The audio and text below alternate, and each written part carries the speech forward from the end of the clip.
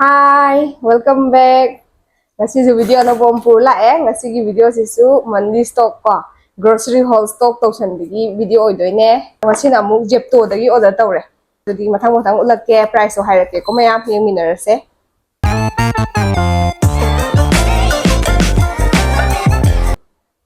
han bagisna cheng no khale cheng kilo manga sisina ka toyo numit thama phaba tawa chatle bako si ja numit kun manga ni gumba chatle kilo manga ni Charminar long grain rice hai sina khara mamal du khara tai na ini sisi lo bane bako sigi mamal harke kilo manga ai itho thamam ne ekta kawen sigi cheng kilo manga sida kano 290 adoi di kilo amada kyam tare 60 phaba tamale ko 290 ne sida 내가 먼저 phải thằng gì bây giờ mà thằng cái khâu gì bột gì không ra lấy xe gai để khâu gì bột gì nhà mình đó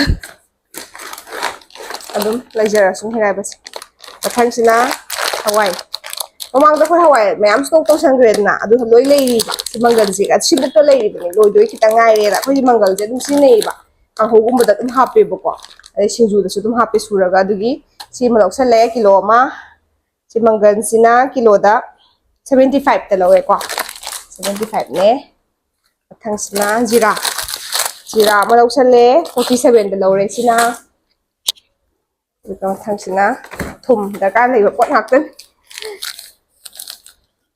sina thum sina 26 daga sanggom thum tan jaw ise thum kilo mani daga 상곰 세 아이는 내 한데 마차 저 오늘 넣으러번 상곰 ям 지나데 아이랑 가지 탁부기네 버거 이 마차 저 넣으리 시 마차시 시세 까노네 망아 시다 루파 이티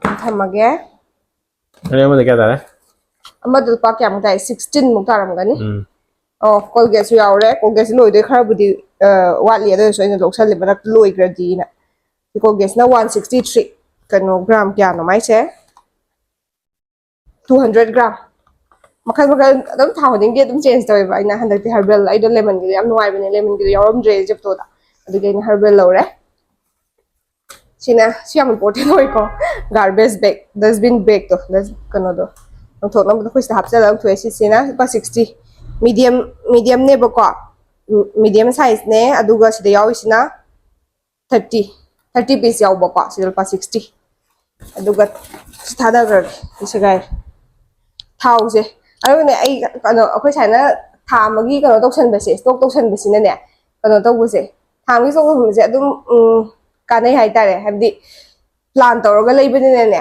yamna hejen badu su kaisu hapjandre ba hujikan se quick commerce ki se kano yamna budi phaba kana base pai kana base yam thu thuna lai dana ko minute 10 da yore ne basi pot myam se matam do ke mangdre dana aduga mai kana da basina kano ne ba akoina dakali de poto moin offer ko bi bisala ne pang lei ning bune ba adu so ai ngasi di control tore kepta half tre dakali ba poto gadang ne adu thau se si se akoi 1 liter sine tha ma sine bune ba adu handak to akoi je kano tawgre ba yen thong mo yam khara ka ja gre ba marak ta adu thau yen thong mo ko thau khara yam hawina adu thau je no mi humni gum bul tha se no mi humni gum wa le ngai le loi gram ni adu se khoina order tawtre ba tha hawro ba dum tawroge ai pa gi ban ni se handak se no mi humni dugo thau kem theo từ vì cái nó ăn cắn sợi ngang ta ra cái này chị hay lắm đấy chị thau chị mà mình được cái nó 220 asing mo price ti am tang bani 350 oi ba kwa ado masagi 350 day offer la e aduga ina mo super saver day gay bagi mo 220 da phami si house thanisina bi tu bukhala no ya ni sinu Laura chi tu ai nu pagi wat pa yadraba kok adi kok yam pam he dum thai e bako adu yai nani dum loksalle kok sina kok zero ni ko 56 ani sida 56 adu ya thangge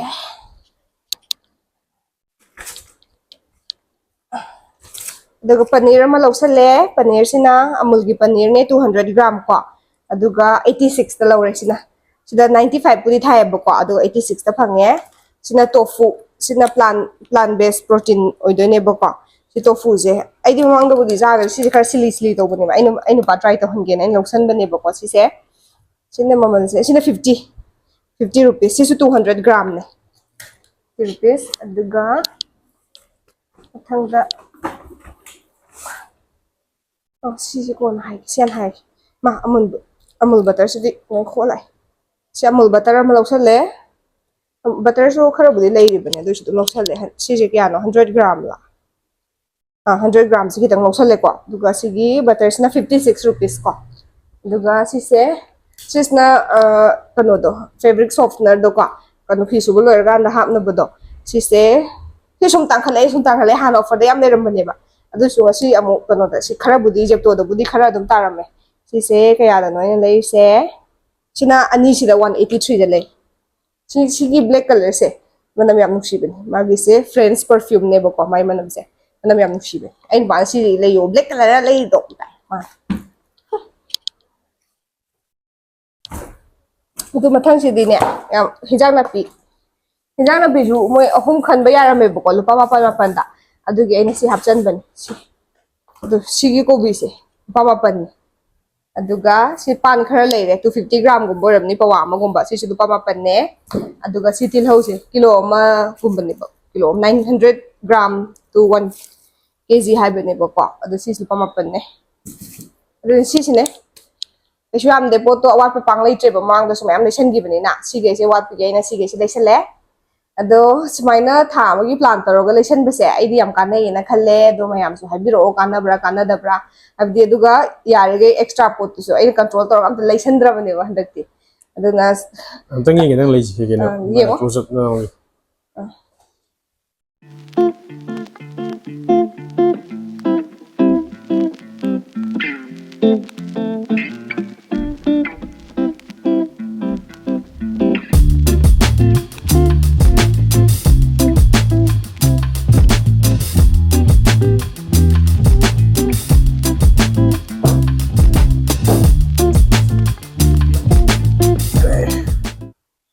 mayam su dum order taw ninga di adum taw ya ni ko si se ina jepto dagi lawbane aduga ne moi si hekte ne mamal se amada na yam amada ade hekte khena bane ba aduna dum yengo bling ye jepto swiggy saman ya leidana aduda khwaide mamal ta bu yenga dum leiba ya ni ai su si da khara tarame na leibane adu so kano item amada ta item amada tangkhat pa su yawe ba ko sa ina sine khar phadu male si dei leire sine ngasi gi video si di mayam nungai bra Is it charge extra charge am yaw bra? extra charge se kanon ne moi handling charge ana lupa 20 rupees extra yaw Manipur da phang ni wai ni si service. manipur da di leite ko ado manipur da di kesu kai dena yam lai na sat sat thoga dum nei bu su ya ado china pot amuk tang da pulap phang ba si pham gum ba si di khara ko wa si yam nungai ba habdi pot se oi su na phang ni ha ba order taw nung loi taw bu ya bi ne ba electronic item bu yawe ade di jepto cafe habdi coffee gum ba khoina adum thakning ade dum order taw ba ado maggi ga ho ba loi yawe ba moi si khambra